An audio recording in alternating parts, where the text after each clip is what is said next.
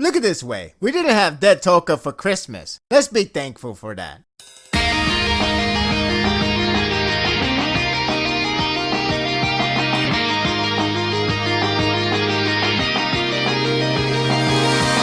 It's the holiday spirit chapter, the Q Squad family reunion, and everyone is having a blast. One is screaming for honor, only to awaken the true dragon named Xiao. And the other has portrayed the volume cover, only much spookier and still deranged lunatic. This is a very healthy family. Yeah. In all seriousness, it's the reunion that needed to happen for a while, and this action-packed chapter started up with the sight of concluding the family dilemma. The good news is that Toka is safe from Muski. Uri casually throws a metal detector, pretty much signifying that she has a job to do. I'm so proud of Uri and his righteous move, a character that you can truly rely on. That said, it could be a bit worrisome to know that Toka is off to find Kaneki. Alone. I guess that one area isn't the only metal spot to detect. Anyway, the point is that Ishida better not play the similar fear from the previous move of her going out alone. Perhaps we should worry later. Right now, we have a family to take care of. I don't know if there are fans that believe that peace is made like everyone is the coolest guy ever all of a sudden, but it's interesting that Uri and Hige made it clear that the pact is made in a last resort option. It's abundantly clear before that is the case, so peace isn't completely established. If the human accept Ghoul after the operation is over, then do so. Though it would take time unless it actually does change in a second. It begs the question though, on what direction they will go after this is all over. Once Muski engages in combat, the rest of the chapter is action-packed, and it's pretty good. Surprising, it mainly focuses on the new members of the Q Squad as they're settling with Aura, which is fitting. It consists teamwork display in which is always amusing to watch. It's always good with Xiao in battle, though it's good to see Hige in part of it. In comparison with Muski's position, this is more towards on an emotional conflict of a friend in a misguided position.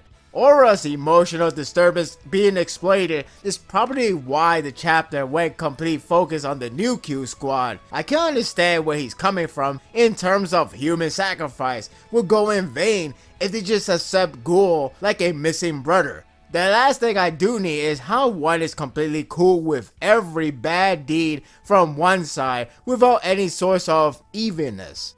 You know, the coolest guy ever concept. That said, the problem is how he draws the conclusion based off it. It has a sense of racism from the position of Aura bashing Ghoul after series of chapters of human trying to work with Ghoul and how they are presented as a same people approach. Aura is rather immature in a maturing world. It's amazing to see hypocrisy from him as well. When he is making human the greater species, the only species, and nothing else, he uses Kagane like that's a human thing to have. Oh yeah, I would love to have a Kagane in my world. That's a clear indication of a blinded boy who needs a wake-up call bad. This chapter does enlighten his relationship with his aunt, which is why he has changed negatively in the first place. It's abundantly clear that she holds a strong place in his heart. Again, I understand his position of struggle, but his attitude and action is no doubt in the wrong angle. I only heard from some that this indicates that he loves her romantically. I only see it as a kid that cherishes her because of her safety always in peril.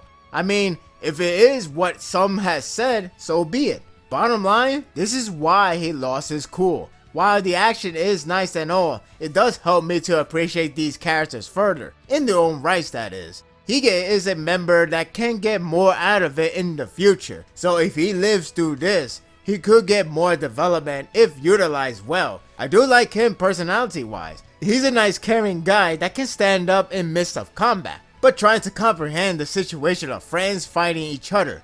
Outside of Psycho, he's the friendliest of the team. Xiao is no stranger to fans, and this chapter is no exception. I thought she was great as usual. Clearly, Ishida's most worked up favorite character of the new members. The reaction from Hige is pretty funny, and I can't blame him.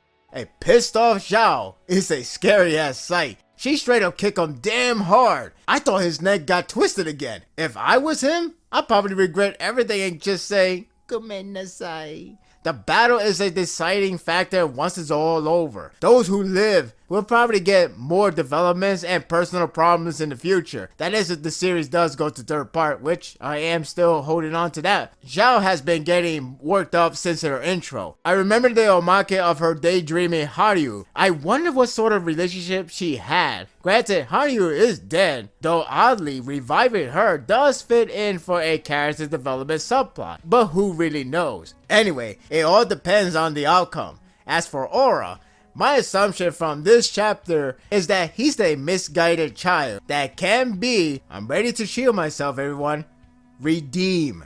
Yes, I know, he's an arrogant fool, an arrogant prick, and yes, kicking Zhao's chest is probably a point of no return to many. Trust me, I actually stumble upon so many comments on that, but because of his separation from Muski's scene, it is possible that this conflict could result to that. Muski did easily persuade him in the beginning, and that is telling.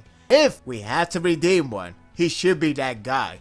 With that said, the argument for Muski for redemption seems to be on fire at this point.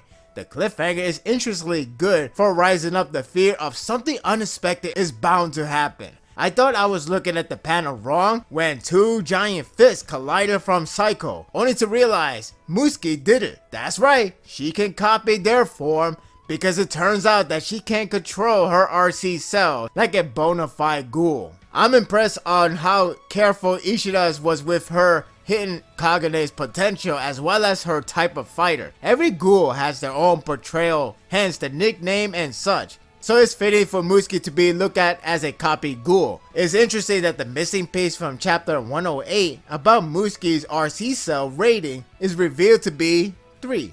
That will only mean she is good as a ghoul can get. It also explains why she managed to outlive Yomo's surprise attack. She got in control of her Kagane with all the enhancement she has partaken. Keep in mind, she was doing well until a sudden surprise attack that she least expected it. Her growth most likely began after Rue Island arc, once she found out who she is, or rather, accept her insanity. It's no wonder why Psycho scented blood of humans from Muski. It all adds up to this very moment. It fits Muski to be considered as copy ghoul since she portrayed as Kaneki with the eye patch, then torso killing style, and now she was able to replicate Psycho's fist. Ishida's clever hint of her character to become. It's a very good chapter with the focus of concluding the bad blood. The visual is pretty solid with action set pieces. Muski does have a really nice yet creepy Kagane at the end, but all the more fitting to her corruption. It does feel like it's the case of point of no return.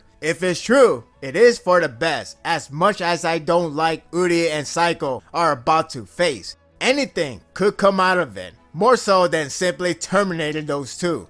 We won't know until next time, which is next year.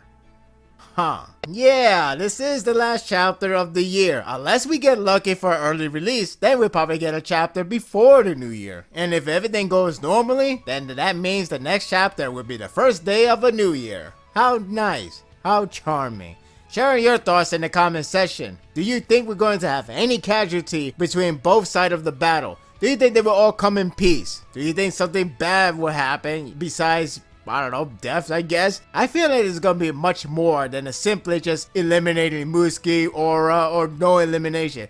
Something tells me there's gonna be way more than we're gonna expect it. Let's not bypass Ishida thinking that everything will go so smoothly. And that will do it for the review. I hope you enjoyed this one. If you like this and want more of this, subscribe to my channel and my world will be yours to stay.